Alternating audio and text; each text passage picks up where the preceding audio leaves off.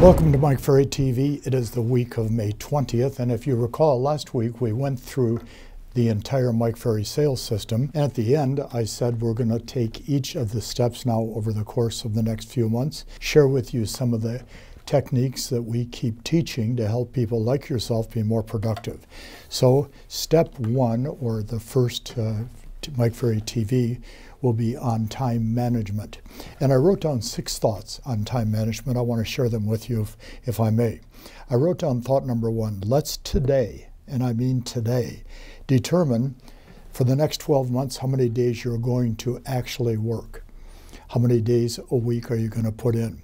Then subtract 10% for the days you're not feeling well or just flake out, and that happens to everybody.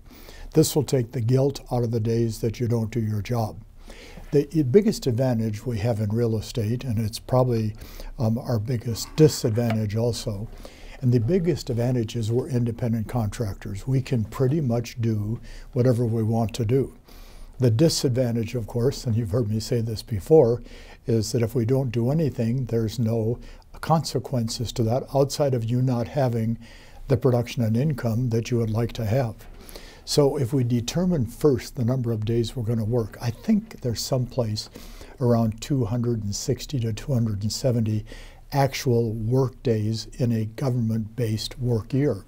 And if we work from that kind of a thought, the average top producer that we work with probably works about 225 days out of 365. But they plan in advance what they're going to be doing, so their schedule each day when they open it up has a list of activities that they are to be involved in. Second point I want to give you.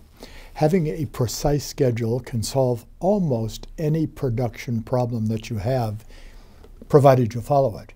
So for example, most of the top producers role play first thing in the morning, the scripts they're going to use that day.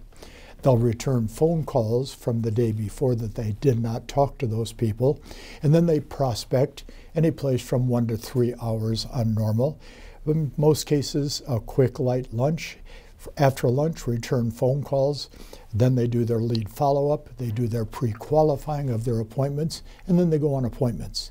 So that is all preset in advance. Now it's there to be interrupted, which we'll talk about in just a few minutes. But understand that the precise schedule is always going to be the driving force behind what you actually do every day.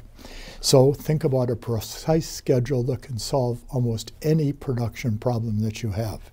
The third thought that I wrote down for today, and this one I'll preface it by saying, if you had a sales job and they were paying you $200,000 or $300,000 per year to do that job, would you show up every day? Would you be there when the superior, the boss, says to be there? Would you go home at the appointed time?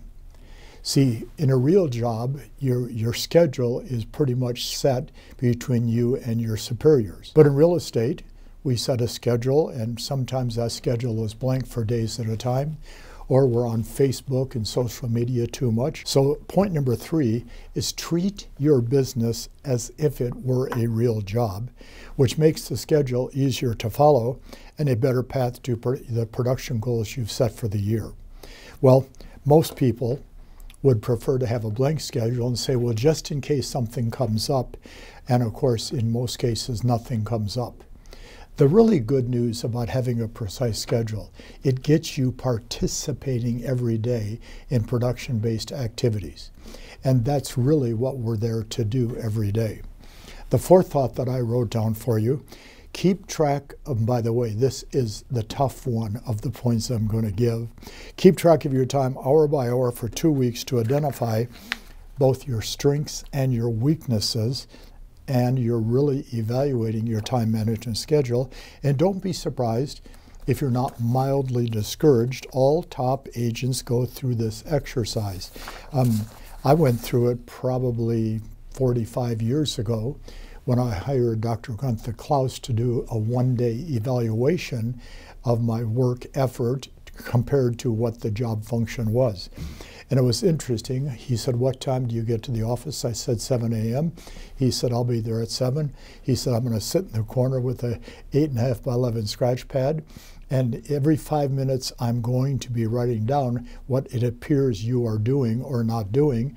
At the end of the day, we'll evaluate that. And it was expensive. It was $1,500 or $1,600 for the day. And this was a long time ago. But boy, did I learn a lot about the fact that I thought that I spent my day involved in productive activities. So we did a critique from 5 to 6 that night. And ever since that day, I keep saying to myself, even though I don't have a real job because I own the company, I'm a coach, I'm a speaker, the company functions as if we all had a real job. Letter E, or the 5th point I want to give you. Your schedule is a working document, so be flexible. And if you want to become more efficient, pretend I'm sitting next to you and watching you. Several years ago at one of our retreats, I said to the audience, I've got a great idea. We should auction off 5 or 6 days of Mike Ferry and one of you. And we'll start the minimum auction at $5,000 and all the money will go to a charity. Now think about it. I'm going to sit right next to you Monday through Friday critiquing your day. And of course we had nobody in the auction. And I kept asking people, why would you not want that to take place? And they would always laugh and smile and say, because if you critique what I'm doing and find out I'm not doing anything, do you know how embarrassing that is? I said, but that would be a learning experience for you. So your schedule is a working document. Be flexible with it. Because, you know, let's say that you have prospecting from 9 until noon and one of your potential sellers calls and says, if you can come over now and get the listing, we would appreciate it. So you have to be flexible with your schedule. The last thought I wrote down for today's Mike Ferry TV is following your schedule is simply developing a new habit, like any other habit that you have. The more often you do it, the easier it becomes. And remember, it takes time to create any habit, whether it be a good or bad habit. We are nothing more than a combination of the habits that we have. And some of those are very positive and lead you to listings and sales. And some are not as positive, where you get disinterested, disengaged, distracted, I should say, from what you're trying to accomplish. So the last thought for the day. The market, real estate market in the U.S., and I can't speak for our Canadian friends, is telling us we're going to have probably 4.1 to 4.2 million transactions take place this year.